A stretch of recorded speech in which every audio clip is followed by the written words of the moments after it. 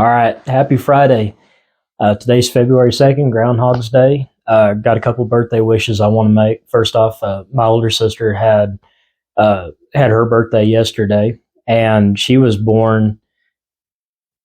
Oh, I'm going to get this wrong. I believe it's five years after two of my cousins. They're both twins. They all share the same birthday. So happy birthday to Laren and Amy and Aaron. I love y'all so much, and I hope this is just a great weekend for y'all. All right, so we're talking about vampires. We're in part 2, okay? And we finished up with Sekhmet talking about the Egyptian goddess who is really the first inspiration that we think of with vampire mythology, okay? And if you want more information kind of about her myth, what befell her and everything, you can find that online. It's actually very interesting to listen to. We're going to talk about Ambrosio just a little bit, but we're just going to talk about him kind of in broad strokes, because while Sekhmet kind of set the stage, Ambrosio really is vampire mythology as we know it, okay? And by that I mean he only comes out at night, and that's because he was cursed. So this is where you see the myth of Ambrosio is where in vampire mythology he's only able to come out at night. He's done something in his life that got him cursed, damned, or punished. So that's really the important thing to realize about Ambrosio. This is also where we get his vampire sensitivity to silver. Comes from the Ambrosio myth. Super speed and strength. Ambrosio was considered to be one of the finest hunters of the time, and so he was given his abilities that just kind of ramped that up to a whole new level.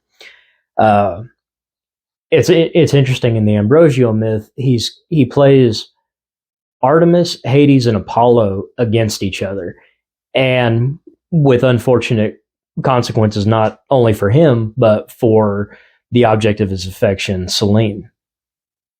Ended up growing fangs to slaughter his prey, became a shapeshifter, pale skin, obviously, if you know anybody who works graveyard shift.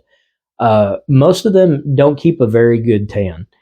And like I said, a lot of the myth of Ambrosio kind of fills in that whole star-crossed lover thing, immortal falling in love with mortal, different vampire clans, and things like that. So that's why a lot of your vampire stories have that Romeo and Juliet quality to it.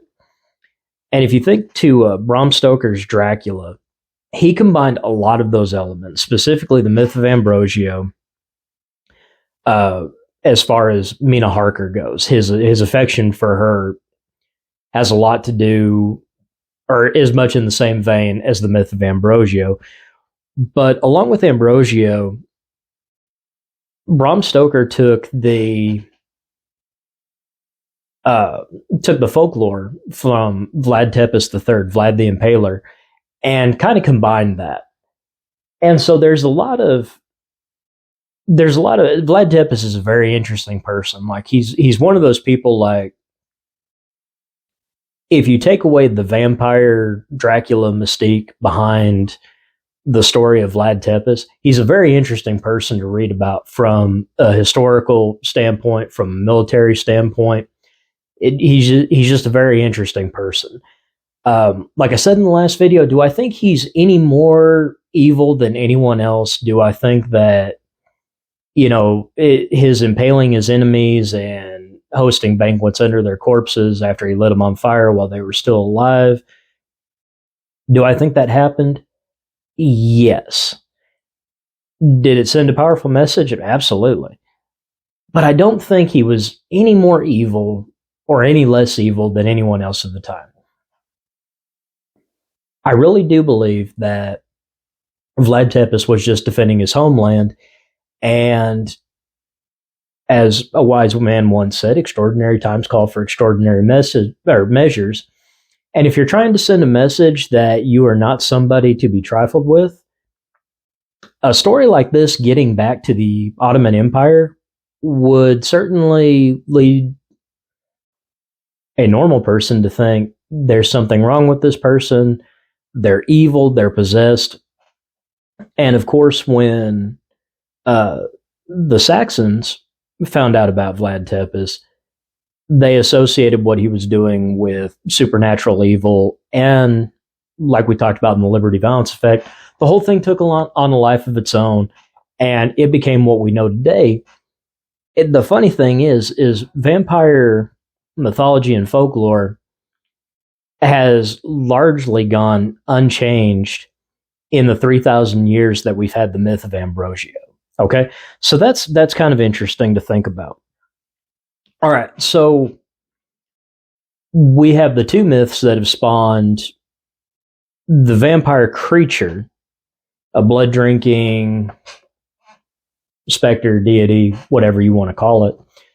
And we have a mythology that kind of reinforced that. Now, obviously, we talked about how mythology is a way to explain the world around us. So, obviously, something was going on in Greece at the time where we needed to explain somebody who had these same attributes, same maybe mental health issues, paraphilias, whatever. We needed a way to explain that. And we got the myth of Ambrosio, and we got the star-crossed lovers, all of that stuff. Okay, it's the vampire lore as we know it today. All right, which is kind of interesting that it hasn't changed that much. But if you notice, vampires kind of rise and fall out of favor. In the 60s and 70s, there were a bunch of horrible Z-grade vampire movies. And they kind of permeated the market, and people kind of turned their backs on vampires for a while. And really, even in the 80s, most of the vampire movies, they weren't really all that great. Once Bitten with Jim Carrey, one of his first starring roles, comes to mind. Horrible movie. But it's one of those cult classics. Like, you got to watch it, and it's just funny to sit there and think of this being Jim Carrey before he was Jim Carrey.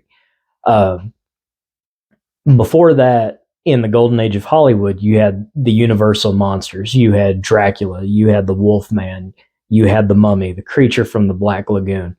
You had all these really groundbreaking monster movies that people tried to replicate and duplicate, but they turned into characters of themselves.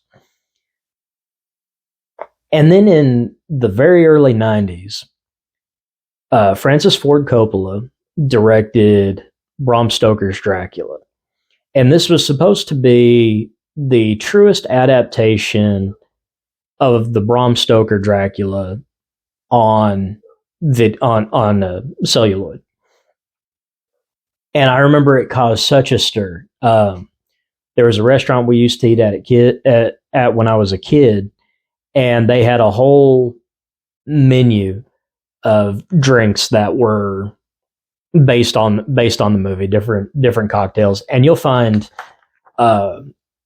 you will find that a lot of bars, a lot of restaurants, they will change cocktails depending on who the hero or the villain is at any given time.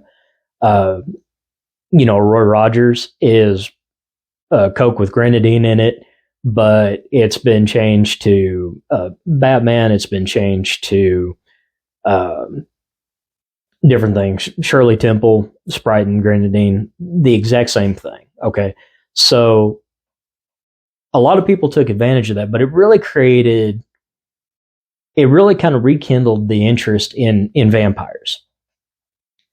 Well, if you fast forward, in the mid-90s, Anne Rice came out with Interview with a Vampire. And Interview with the Vampire caused a big stir. It was on the New York Times bestseller list for forever. And then it was going to be turned into a movie, and everybody lost their mind. Anne Rice among those people because she was never happy with Tom Cruise being cast as the vampire Lestat. There's always some kind of controversy casting Tom Cruise. He's too young, he's too old, he's too tall, he's too short. He's anything other than what the character makes, what people think the character is. I never cared for Interview with a Vampire. It never resonated with me. I sat there and just kind of rolled my eyes and, thought about how much more fun it would be to have a root canal done with no anesthetic than sit there and watch that movie.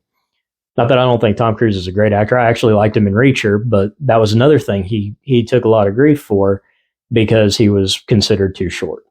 But be that as it may, the vampires, they come and go. They rise and fall. And after Interview with the Vampire, the vampires kind of died out, and there wasn't really a resurgence. We started to get inundated with zombie movies. And it really wasn't until the Twilight series came out that people started focusing on vampires again. But Twilight was very niche. It was definitely geared towards young adults, probably because they're the only ones gullible enough to believe that nonsense. And you talk about another series that I've never read. I think I've watched one of the movies in the series, and it was excruciating. I could think of a million other things I'd rather do. But so the question is, we've got mythology, we've got movies, we've got literature. Have there been any actual human vampires? And so without going completely academic on everybody, I'm going to ask you this. What's your definition of vampire? Okay? Because that right there, that leaves things open to interpretation. It really does. Historically speaking, the first person to be accused of being a vampire was somebody from what's now Croatia. His name's Jure Grando. And Jure Grando lived in the mid to late 1600s. As a matter of fact, I believe he died in 1657. But for 16 years after his death, people still saw him roaming around at night, terrorizing people. He was assaulting women. He was drinking the blood of livestock. He was causing all kinds of carnage. And this went on long enough that finally the townsfolk said, we've got to do something. We're going to have to kill the dead guy again. So what they did is they dug up his grave, and when they dug him up, they found that he hadn't decomposed. He still looked very lifelike. And in the historical accounts, they said that there was blood dripping from his lip. Now, we talked about the signs of porphyria, okay? And we talked about how the skin can draw back, how the teeth, especially the canines, can come to a point. We talked about the fingernails elongated. We talked about all these different things that porphyria causes. All right, we said it was the vampire's disease. So that leads a lot of credence to the fact that he may have had porphyria. The other thing is you are talking about a climate that is very temperate. It doesn't get very hot. It doesn't get very cold. And so when you put somebody in the ground, presuming that their casket is sealed, has some type of hermetic seal on it, and the temperature stays constant enough, it is possible to preserve a body. Well, when they're looking down at this corpse, they're like, this guy is still alive. He's still haunting us. We need to take care of it. So somebody gets the brilliant idea, we're going to take a stake and we're going to drive it through his heart. Okay? The problem with that is, and most most doctors will tell you, most surgical doctors will tell you, penetrating the chest cavity of the human body with a blunt object, like a stake, I don't care how sharp you get it, it's still going to be a blunt object. It takes a lot of force to be able to drive that stake through somebody's heart. You have to break through the cartilage, you have to break through the bone, you have to pierce the organ.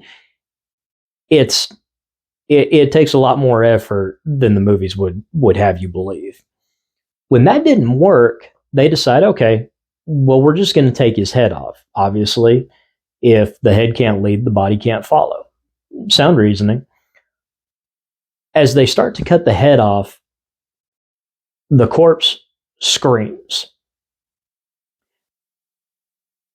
which would certainly make most people think, oh, there's something really, really wrong here. But as I was doing research on this, I found out that corpses can have physiological reactions to trauma the same way a human body can. So when they noticed the Jure Grando's cadaver was screaming, let out a moan, a rattle. I forget how it's described different ways in different literature.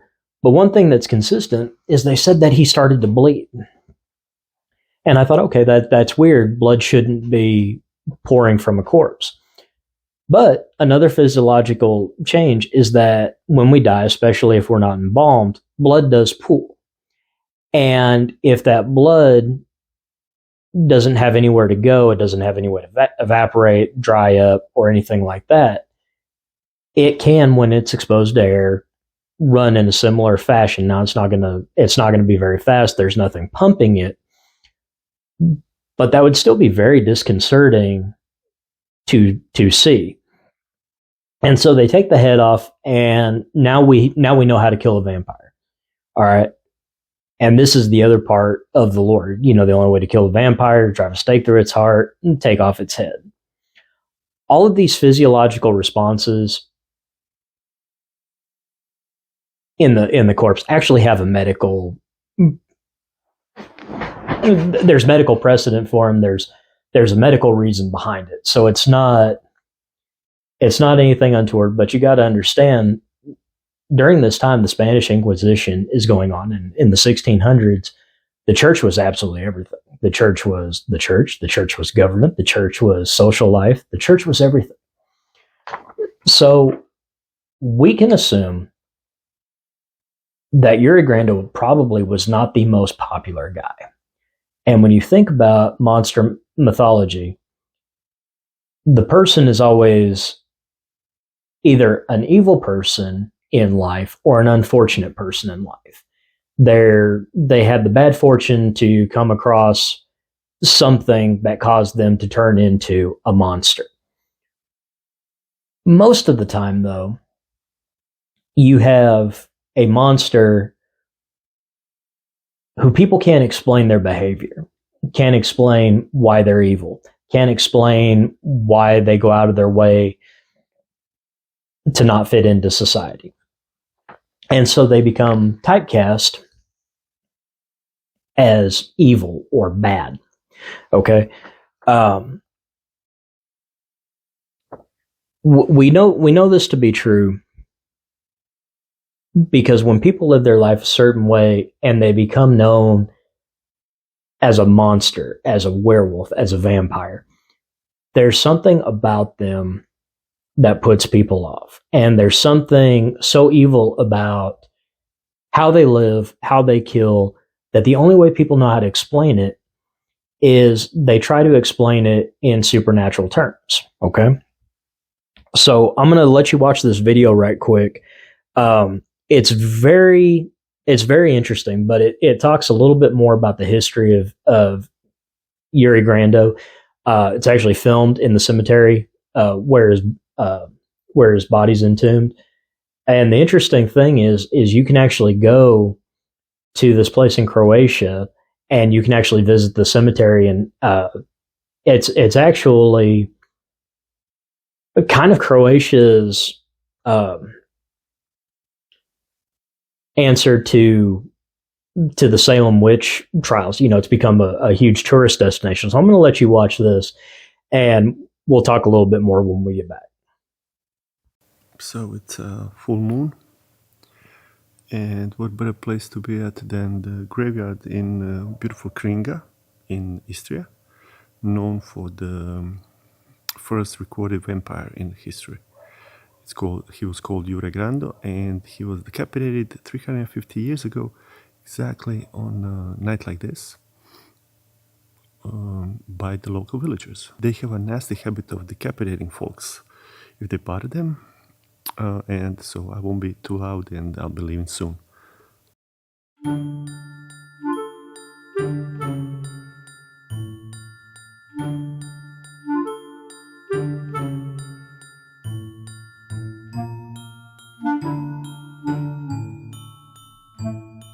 I was spending a few days in Istria for business during the All Saints' Day, so what better way to spend the night of a full moon than to visit one of the most special graveyards in the country.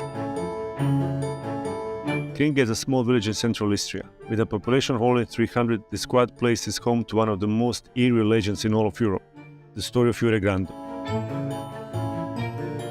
My first stop was the graveyard, although this was not the historic graveyard Jure was buried in. Quite scenic on a night like this nevertheless. According to the legend, Jure died in 1656, but was still causing chaos for the next 16 years. Every night, the villagers would hear knocks on doors throughout the village, and whoever's door was knocked on would die within a few days. The villagers soon realized that Jure had returned from the dead as a vampire, known locally as Strigon, and that was terrorizing the village. Jure's widow also had to deal with her undead husband's visits every night. Jure would appear in her bedroom, smiling and gasping for breath, and would force himself upon her. This went on for 16 long years until the villagers finally had enough. They were quite tolerant back then, I guess. They formed a group led by the village's prefect and set out to hunt down and kill Jure. They dug up his grave and found his perfectly preserved corpse with a smile on his face. The village priest Giorgio held out a cross and tried to push the stake through his heart, but nothing worked. One of the villagers, Stipa Milasic, came up with a plan and cut off Jure's head. As soon as the blade tore his skin, the vampire screamed and blood started leaking out of the cut. And with that, peace finally returned to the village of Kringa. Vampires are quite a common part of our popular culture nowadays, and it all started from folk stories. That's how we got all these scary characters in literature and movies.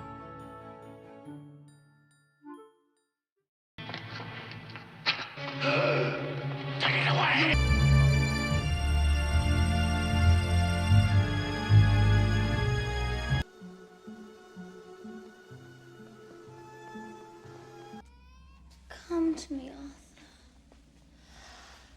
Leave these others and come to me. And those not so scary.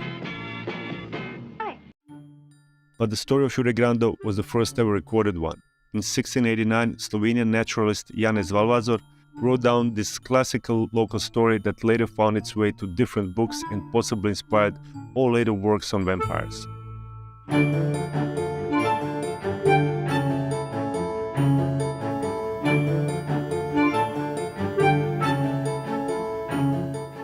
Kringa is now a sleepy village, quite literal at that moment as it was past midnight. I was fully embracing my inner vampire hunter, but alas, it seems Jure Grando is taking the night off.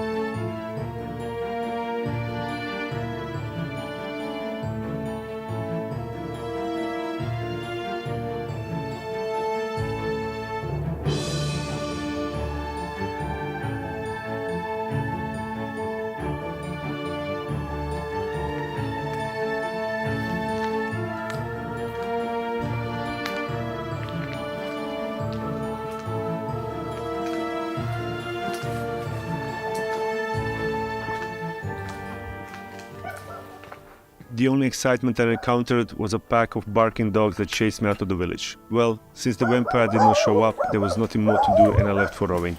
It was long past my bedtime anyways.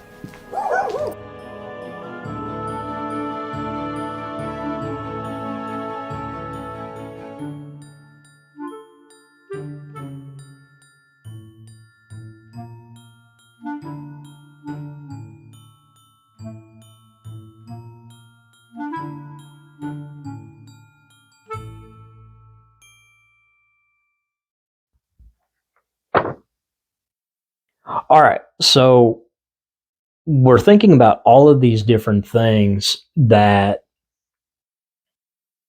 could have afflicted Jure Grando to make him into a vampire. Here's the problem with Jure Grando. He was already dead. He was already buried.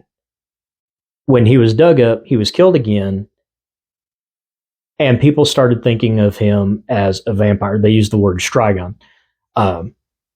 Apologies for not pronouncing it exactly the way they do in Croatia. But very similar to other vampire mythology, gets his powers from drinking blood. Obviously, that's not something that is going to happen to somebody who is either good or isn't cursed. Okay?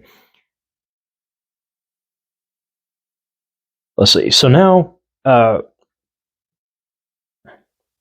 but from the 1600s to the early 1900s, we get nothing about vampires, or very, very little.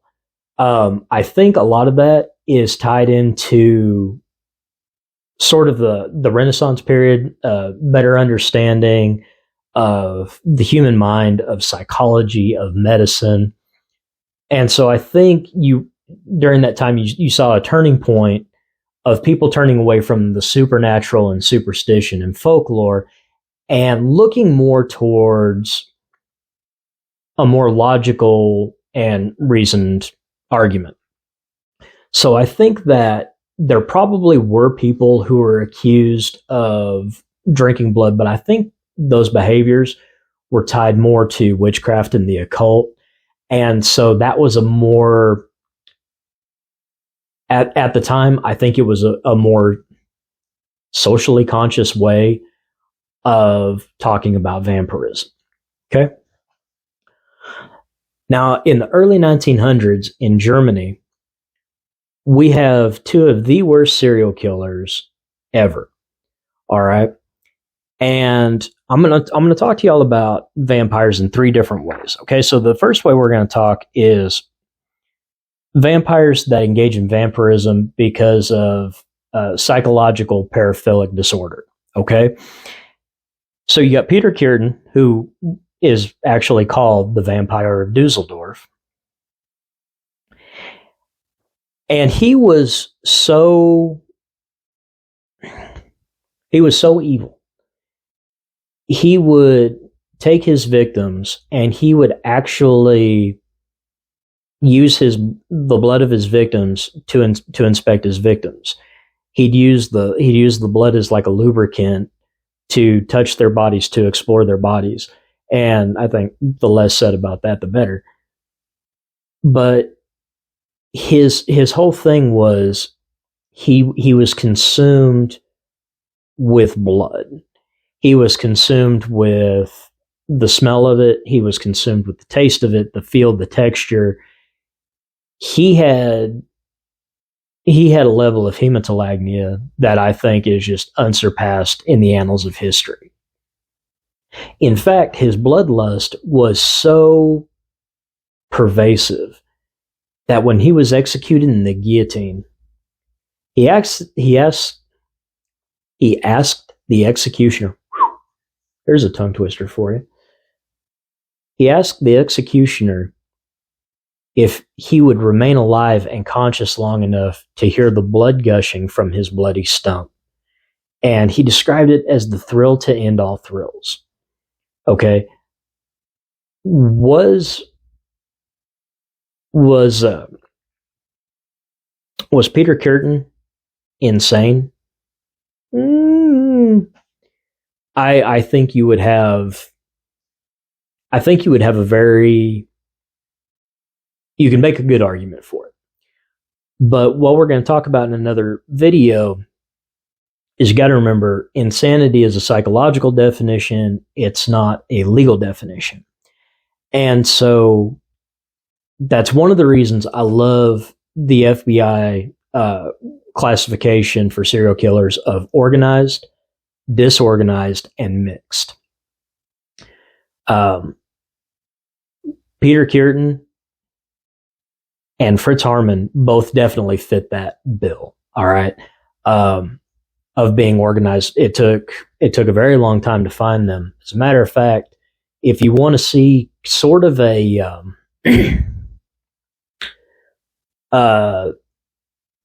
fictionalized account of the terror that Peter Kurten brought to Germany in the late 20s, early 30s, watch the movie M. By Fritz Lang is the director. His wife wrote the screenplay for it. Peter Lorre stars as the murderer, and it's very, very well done. And it lines up very close with how terrorized the German people were by this unknown child killer. Now you have Fritz Haarmann. And while you can call Peter Kurten you call him more of a werewolf or a Ripper type killer, the fact that he wanted to play in blood is why I think of him as a vampire. Now Fritz Haarmann, on the other hand, is most certainly a vampire. And he's a vampire in a very specific sense, because while Peter Kurten used other means to torture and kill his victims, Peter Kurten, in the middle of having sex with his victims, would seize them by the throat and with his teeth would tear out the Adam's apple of his victims. Now, of the male and female of the human species, only one of those has an Adam's apple, so I will let your mind run rampant about who his victims were. But along with that, he called it a love bite. And he enjoyed having power over his victims. And a lot of times he was physically capable of subduing his victims. Obviously, they had other things on their mind, like, trying to close this gaping hole in their throat. But you cannot inflict that type of injury on somebody without ingesting large amounts of blood. And so those are two people who engaged in vampirism because of paraphilia. It was because of their bloodlust, hematolagnia. They wanted blood, and they didn't care how they got it. I would probably say Fritz Haarmann of the two is probably the worst, because he would literally torture his victims to death. And he was so organized in the way he got rid of his victims that he was very difficult to trace. And as a matter of fact, Peter Kurten, Fritz Haarmann, it would be very difficult to know exactly how many people they actually killed between the two of them. You can actually look up how many they were charged with, and if you can read anything about their subsequent trials and executions and everything, you really kind of get into the head and the headspace of how they think. I'm not sure how far down this road you want to walk, but that is an option for you. So now I want to talk to you about pharmacological vampirism. And this next guy I'm going to talk to you about, you've probably heard of him. He was an infamous serial killer in the 1970s. But there's something very cool about how this case unfolded, and we'll get to that in a minute. So in Sacramento, there's a young man named Richard Trenton Chase. And Richard Trenton Chase has severe schizophrenia. Some of the reports that I've read about him from forensic psychiatrists say that he had the most extreme version of schizophrenia that they'd ever come across. And a lot of these psychiatrists were forensic psychiatrists. They worked in academia, specifically dealing with the criminally insane. He was he's probably the most unfortunate serial killer, I think, because it's not that he wasn't loved. It's not that people didn't care about him. But he happened to come of age in a time where our understanding of mental illness within the justice system had not matured. Now, here's the thing. I'm not denying the victims their dignity. I'm not denying the victim's family the tragedy. It absolutely was. Being able to empathize for somebody who was so mentally ill that he couldn't control himself. Yeah, he needed help. As a matter of fact, he was actually locked up for a time in a mental health facility, and he creeped out the hospital staff. He would find small animals and he would kill them, bite the heads off of animals and drink their blood. He would take syringes that he would steal, find, trade, whatever, and he would pick up rabbits on the grounds of the hospital, and he would extract blood from the rabbits, and then he would inject it into his own veins. Now, any medical professional will tell you that is dangerous. The diseases that you can pick up, the incompatibility of the blood. I mean, there are just so many things. But part of Chase's illness was that he believed that he needed to ingest blood or inject blood in order to keep his own blood from turning into powder. Okay, so that's why I call him a psychological pharmacological vampire. He had mental illness, and his mental illness was fixated on the fact that his blood needed to be replenished somehow. Now, the state hospital said, okay, well, you know what? We think he's cured. We don't think he's a threat to himself or others. And the entire hospital staff that cared for him saying, this guy cannot be let out. This guy is the very definition of a danger to himself or others. Of course, bureaucracy always wins out over common sense. I don't know why, but he was released and he killed several people, including an infant. Now, I don't want to go too deep into what he did. And a lot of people fixate on the fact that when Chase killed his victims, he played with the entrails. He took out their organs and blood and mixed them in a smoothie in a blender. Yeah, he did that. There's no denying that. But the thing about it is, you've got to understand, he was so mentally ill that he truly believed that it was the only way that he could save his own life. And it's interesting, in one of the few interviews that exist with him, when he was asked how he chose his victims,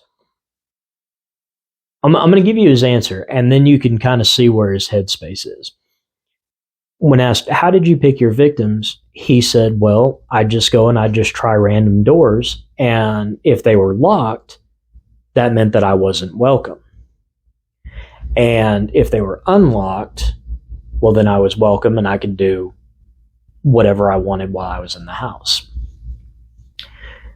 And there were disagreements between some of the profilers at the time in the FBI about whether Chase was mentally ill and needed to be placed in a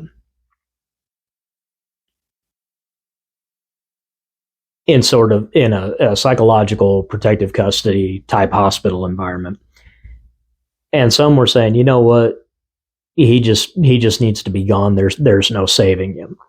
And it was Robert Ressler who was the most disheartened by the fact that Richard Trenton Chase was sentenced to death, because Ressler believed that Chase was so mentally ill, like he was the very definition of not guilty by reason of insanity.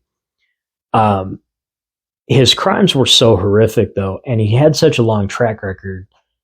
This is somebody who could not be rehabilitated. Did he need to die? No. Would he have been helped in a mental hospital? Sometimes people suffering from a mental illness so severe like Chase was, they're never going to get better. Ended up being a moot point. Chase had stashed a bunch of medication of his, and he took it in his prison cell, took his own life. I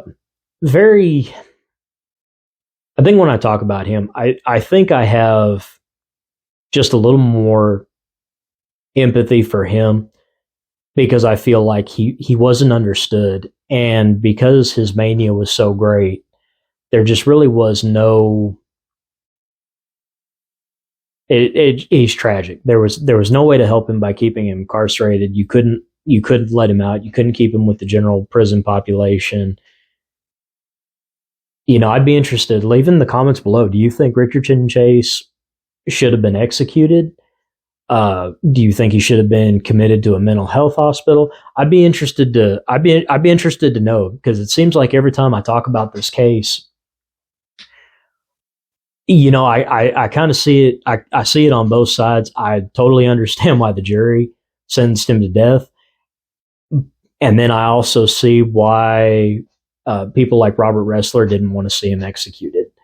Robert Ressler did admit after interviewing Chase that there wasn't, unlike like Edmund Kemper or David Berkowitz, Chase was so mentally ill that he wasn't really able to give any insight into his crimes, and so there really wasn't a whole lot to be learned.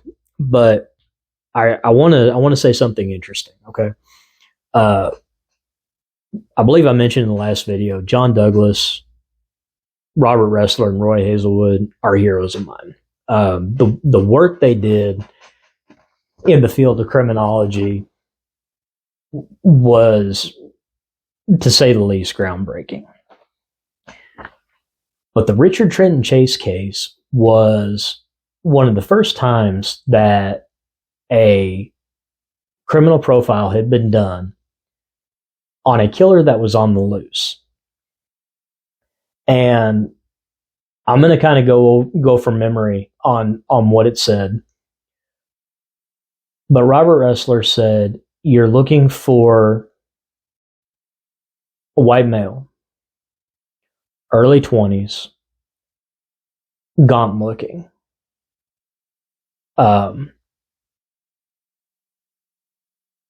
He said that he was going to be unkempt, lives alone, but exists off of some kind of subsidy, like disability, has a parent that probably checks in on him, but he has freedom to do what he wants, comes and goes. Most likely had been in a psychological hospital at at least one point during his life, probably multiple times. The way Robert Ressler described Richardson Chase was so spot on that when the Sacramento police picked him up and compared Chase to the profile, one of the higher ups said, why didn't you just give us his address and phone number?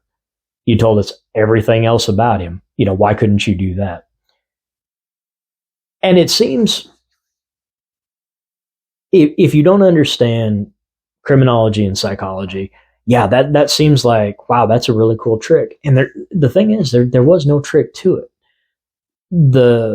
It was just Robert Ressler knew what types of criminals would commit types of crimes like this, because the crimes were so disorganized. There was no method to the madness other than the total carnage when the officers walked into the victims' homes.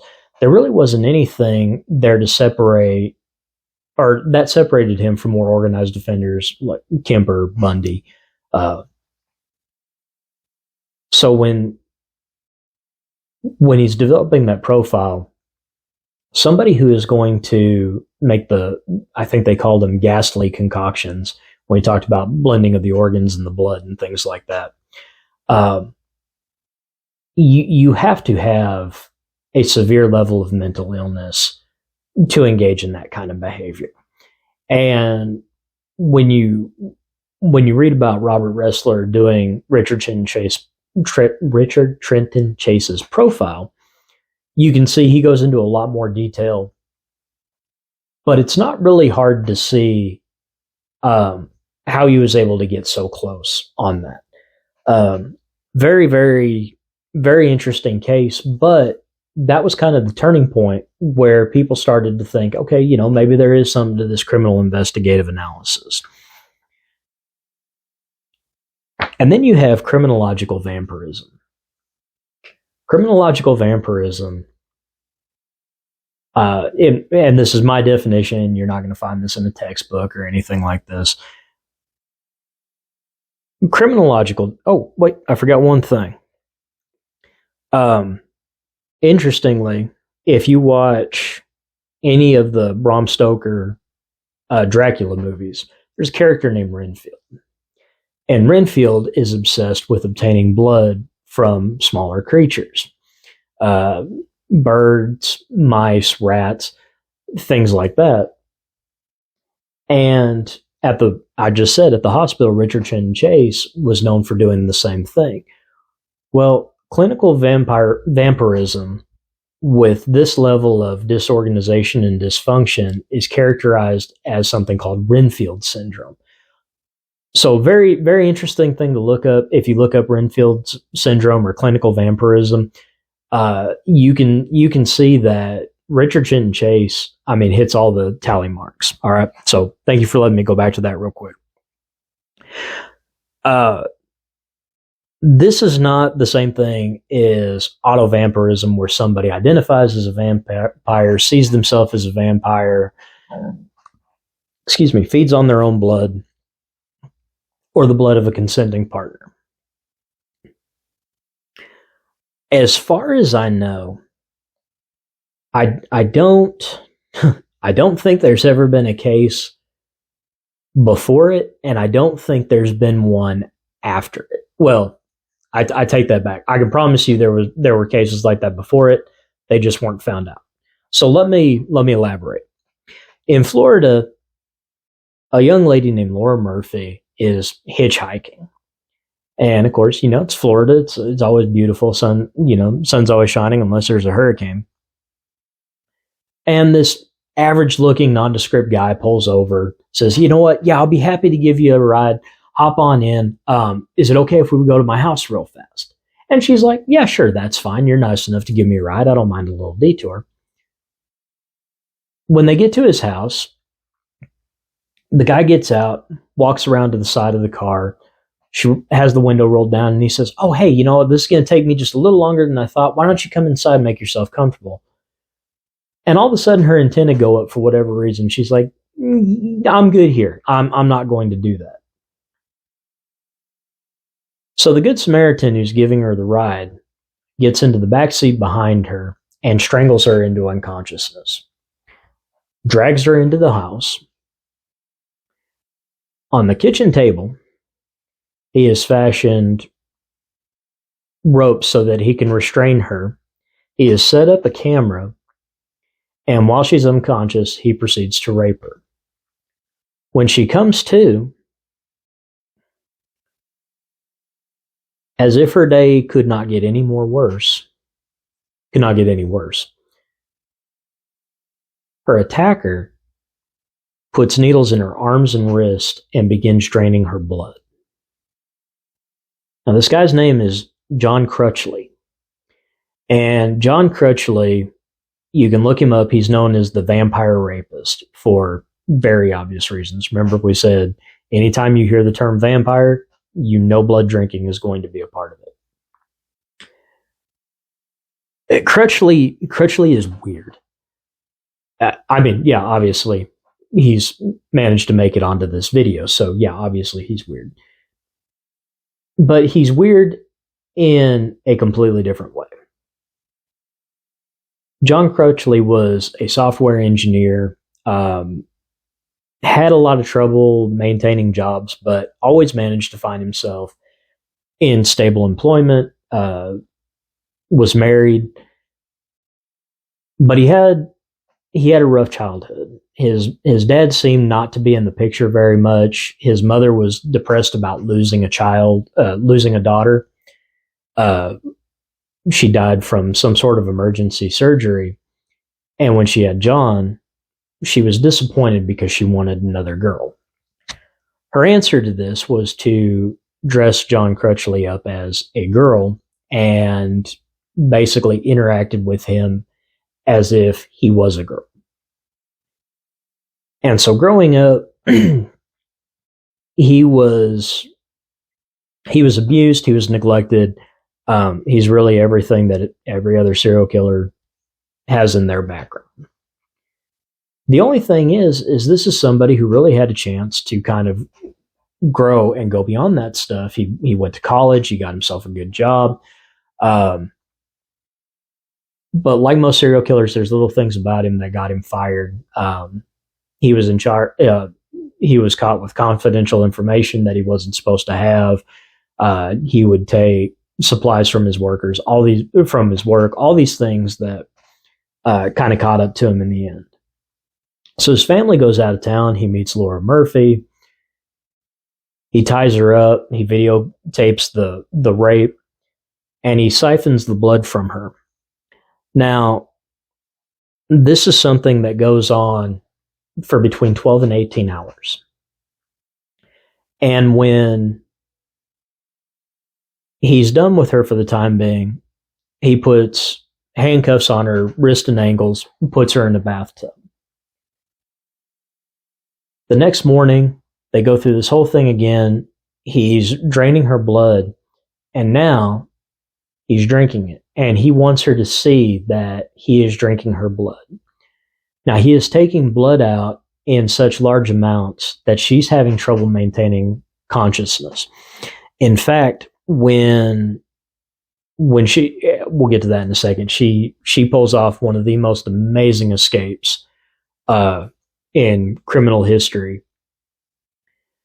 But when she makes it to the hospital, she was found to have lost between 40 and 45% of her blood.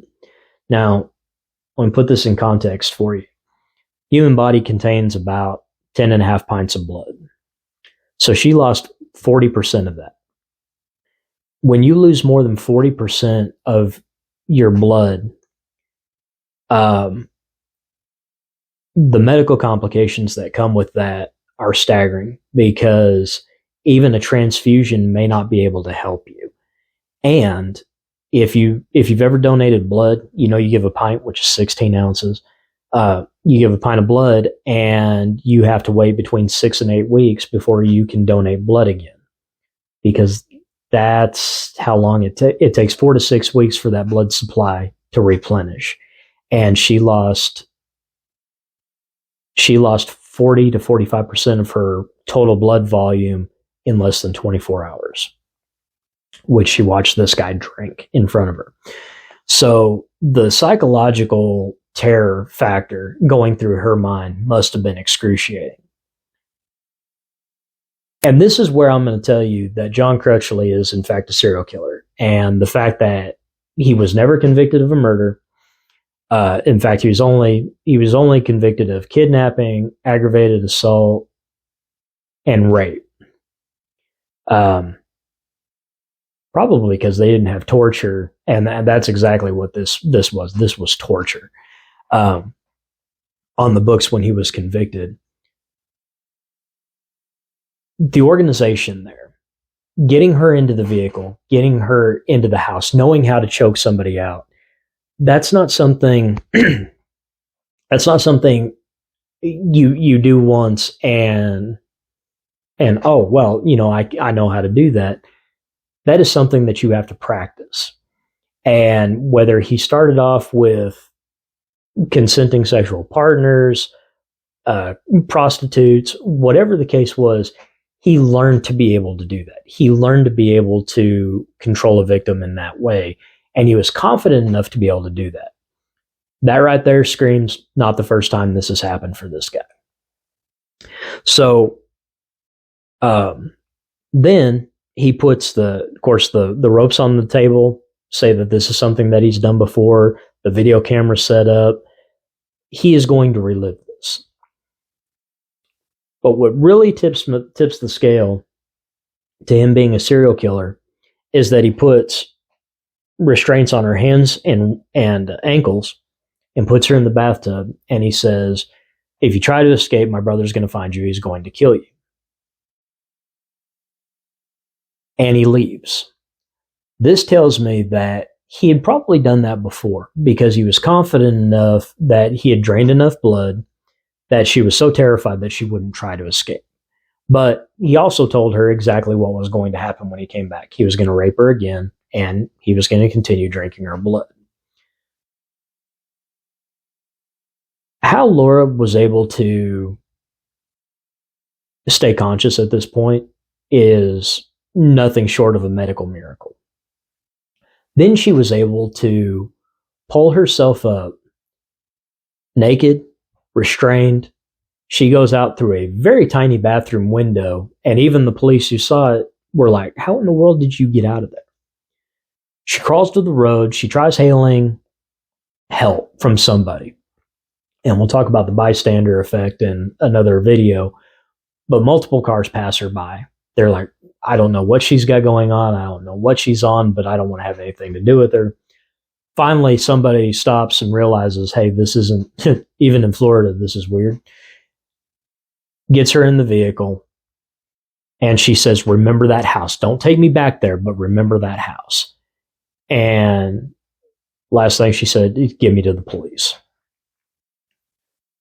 Crutchley comes home, gets rid of the bulk of the evidence and everything, but we still have that video. They were able to prosecute him and everything.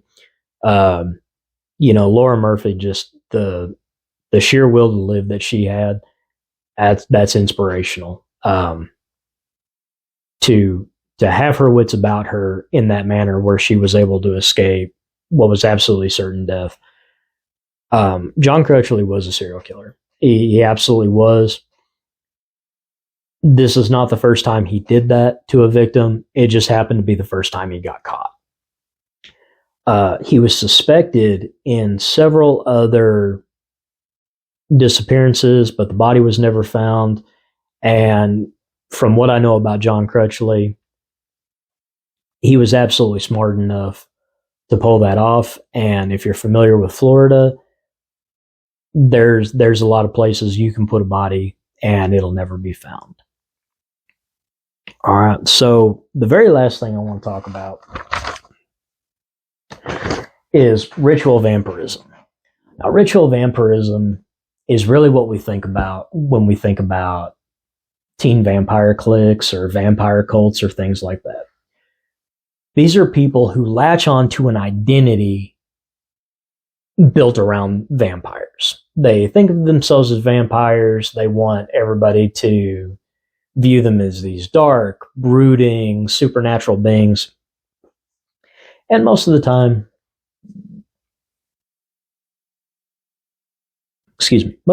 they're just lost. They're just lost kids who, and I say kids because that's who it is most of the time, people in their mid-teens to very early 20s.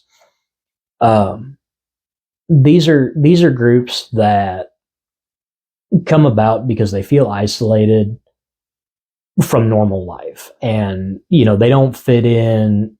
They don't really fit in anywhere, so they try and make a world for themselves. And when that happens,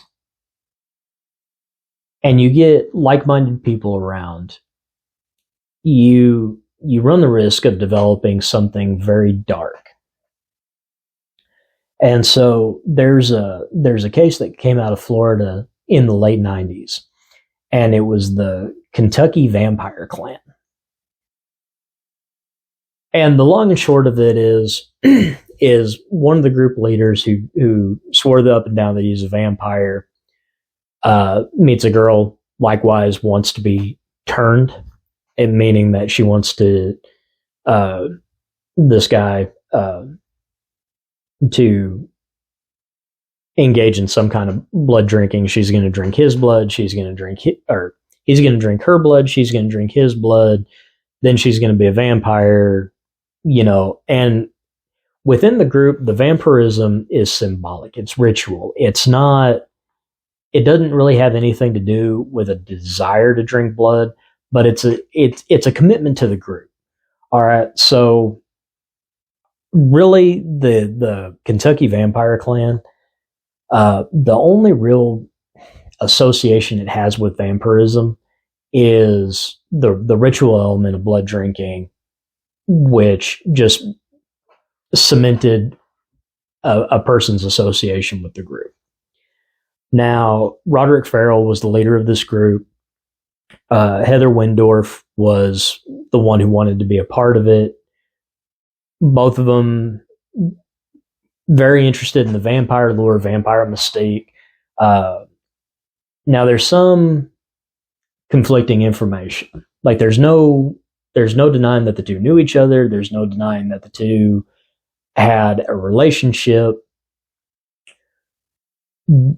There's some discrepancy about whether Heather told Roderick that she was being abused by her father, because Roderick and three other members of his clan, another guy and two girls, drive all the way down to Florida to rescue Heather from this horrible life that she supposedly has. A life that her older sister, Jennifer, has always denied. As a matter of fact, when she testified in court, she said, up until that day, I had the perfect life, an idyllic life. I was a cheerleader. I was popular in high school. I was getting ready to go to college. I think she had a scholarship. She's a very popular girl, just living like the quintessential life of the American teenage girl in 90s Florida. And Roderick and the other male, they go into her house where Heather has made it where they could get in so they could steal some money, some valuables, steal the family car, and then they're going to take off and start a life in, where else? New Orleans. Roderick and this other guy come in, find her father sleeping on a couch. They beat him to death. The mother comes out, hearing what's going on. They turn on her, beat her to death too. Now, the entire time this is going on, Heather is sitting out in the car with these other two girls, knowing that it takes some time to beat somebody to death with an inanimate object. I find it difficult to believe that Heather was in that car and had no idea that her parents were going to be killed. Charges were dropped against Heather. There was never enough to implicate her. had this happen 10 years later with text messaging and social media and everything, there probably would have been. I don't know that I find Heather's story entirely credible, but 3 other teens were sentenced to prison. It's a horrible thing, and when people get so involved in the romance of something dark like vampirism, that needs to be monitored very closely, because what you're looking at as just a phase can turn criminal very quickly. And so, yeah, you want your kids to have freedom. You want them to explore. You want them to figure out who they are. But when things begin taking on their own entity, and when things become so dark that it makes you uncomfortable, it's really time to step in and talk with the child about what's going on. Unfortunately, Roderick Ferrell's story about how he grew up, not a lot of supervision, parents not really involved until it's too late.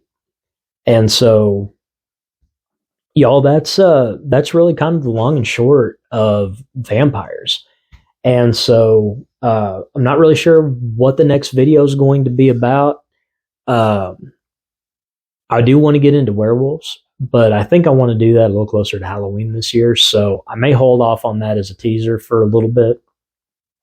Y'all, if you want more information about vampires, keep checking back with me. I do have my own book that is in the process of being published through Amazon. It's called Monsters Have Always Walked Among Us. I'm very excited about it. I'm really hoping that by March or April,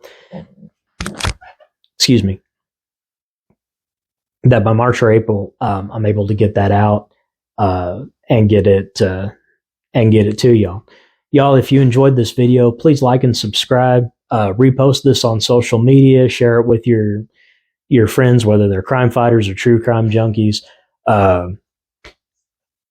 I was asked the other day if I was ever going to do a live podcast, and I said that I would at 1,000 subscribers, and basically it'll just be me talking to y'all and just answering any questions you have about different cases or the criminal justice system, criminology, whatever you have. But folks, I hope you enjoyed this. I hope it was a lot of fun for you, and I hope it kind of gives you a better understanding of what vampirism means in a criminological context. Y'all be safe, take care of each other, and I'll have another video coming out next week.